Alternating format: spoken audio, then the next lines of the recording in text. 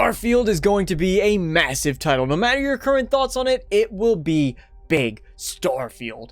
25 years in the making from the creators of Skyrim and Fallout 4. With that, reasonably so, comes a lot of baggage and a lot of hype and expectations that they have to live up to. But it also means, being the first new IP in 25 years, that there's a lot of possibility, a wealth of opportunity for Bethesda to take advantage of, and with new improvements like the Creation Engine 2.0. Keep in mind, this is the first time that Bethesda is taking advantage of next-gen hardware. It's impossible, almost impossible at least, to not let hype and excitement take over. But it raises the question, what does Starfield need to truly feel like that next-gen, next upgrade experience from Bethesda Game Studios? How is it going, everybody? My name is Darko, and here's my list of 6 things that I really want to see in Starfield. Number 1, truly alien worlds. We already know that there will be multiple planets that are explorable. We've seen this through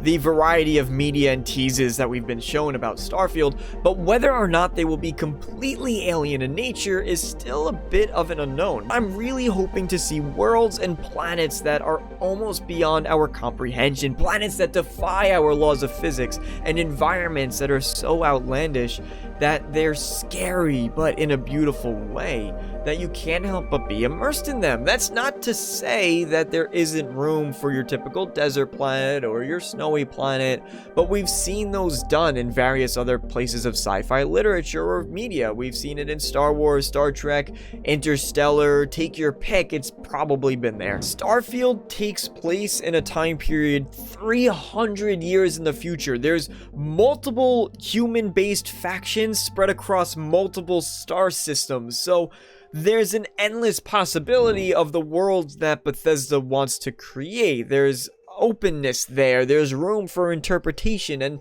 although Starfield's supposed to be a more grounded experience, it doesn't mean that they can't have a little fun with it. Number 2, no loading screens. Next-gen hardware is incredibly powerful, and that means that they can do a lot more with the game, and seamless loading is something that we've been seeing done in most other games. Look at Ratchet & Clank on the PS5. I know, completely different engines, but it's monumentally impressive what they can do with those really fast load times. Other older games like Jedi Fallen Order has the seamless transition between space and the ground, which I really hope that we get to see in Starfield. Imagine how cool it would be if you could watch your ship as it takes off into space and also subsequently lands back down on a new planet, travels to that planet, as well as just small things that have been modded into Bethesda games, right?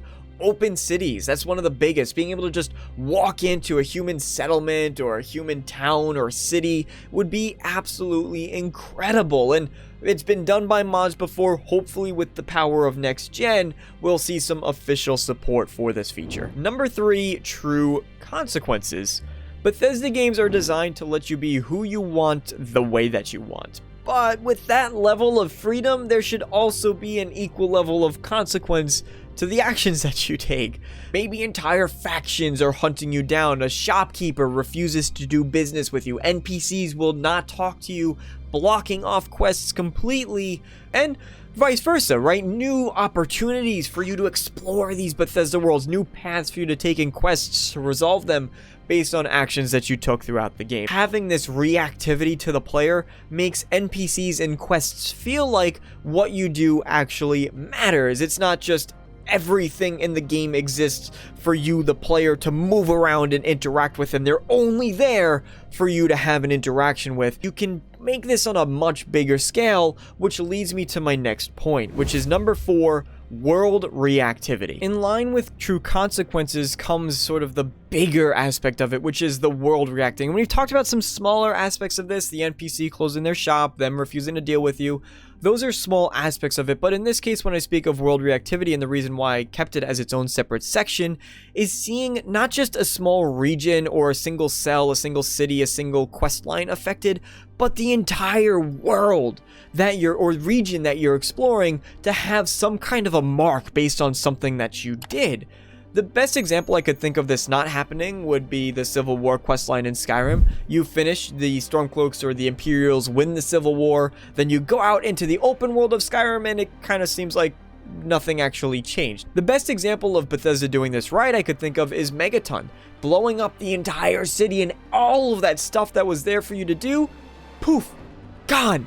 I think Starfield would greatly benefit, whether big or small, the actions that players take actually change the course of the game to increase that immersion, to increase that replayability, and to make me feel like I matter. Number 5, bigger cities. If you're anything like me, when you entered the great green jewel of the Commonwealth, Diamond City, you've entered it and then been a little bit disappointed. Or Whiterun, the trading capital of Skyrim. All roads lead to Whiterun. It's right in the center.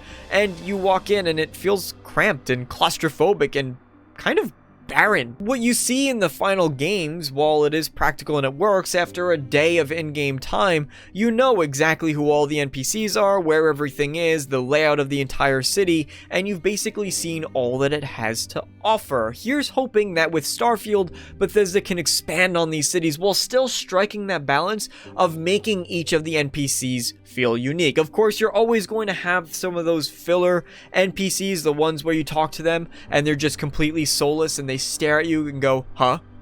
Need something? As a new IP, it's kind of imperative that Starfield leaves a good first impression, and that means making a full breathing world when we're exploring New Atlantis, the melting pot of the United Colonies. It should be a big experience. They could go the Mass Effect route, where part of the city, you're locked into just a section of it and you could explore that section freely, although that would feel massively out of place for a Bethesda Game Studios game. What does New Atlantis or Neon, a 24th century human colony, human city, what does that look like? Bethesda, you have one chance to leave a good first impression. Let's hope it's a good one. Last but certainly not least is going to be improved companions. There's so many items that can go on this list, but a really important thing that I would like to see is better companions. They've been improving throughout Bethesda games, from Skyrim with the soulless, sworn to carry your burdens Lydia, to the improved Piper, someone who has a real personality and seems a lot more tangible. Hopefully in Starfield we will see another expansion, another evolution of that, where companions do have their own personalities, their own missions. Look to games like Divinity, where each character stands on their own as a true, independent thinking being. Look to mods like Inigo, one of the best follower mods, and a companion that I cannot play Skyrim without anymore. Look to these aspects of how it's been done properly and try to emulate them in Starfield. So that does it for my list of 6 things that I want to see that I think Bethesda should really try to nail down when it comes to Starfield. I would love to hear what you guys think are the most important aspects for them to either include or improve upon when it comes to this next generation release. As always, thank you all so much for watching. Subscribe if you want more, like the video if you enjoyed, and as always, I hope to see you all next time. So long, everybody.